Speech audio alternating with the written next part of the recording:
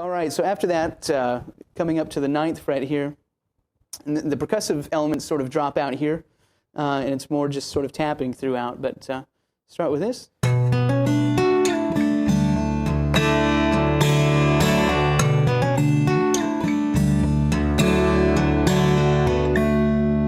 Explain that just slowly here first. Starting with the 9th fret on the bass string with the index finger, left hand, middle finger, tapping the 9th fret on the 4th string. Right hand's going to 11, and then we're going to pluck the 1st string. Okay. Right hand's going to come over to 11 on the 3rd string. There we go. Slide it down. And then we'll pluck that 1st string again.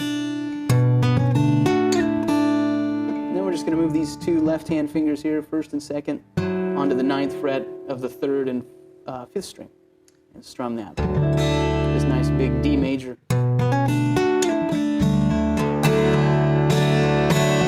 Tap that 11 at the very end with the right hand.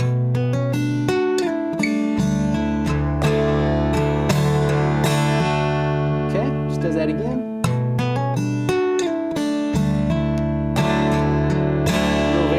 Here, tap the 11 on the 3rd string, 9th fret on the 4th string, open the 2nd string.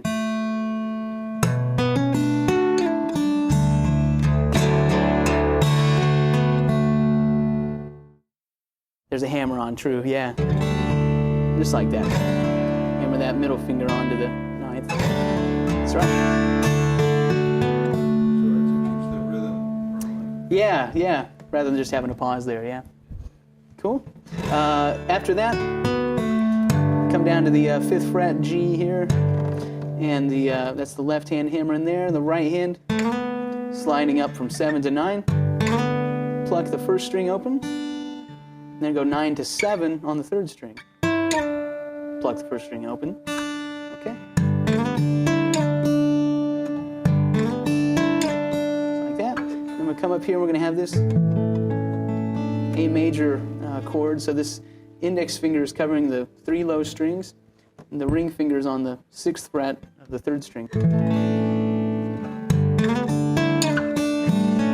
Also hammer that on there. Okay. Slap harmonic on 12. Like that.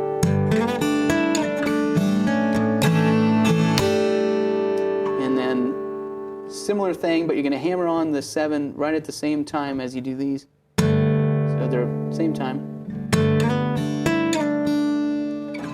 It's a big D chord here. D power chords, just D's and A's, really.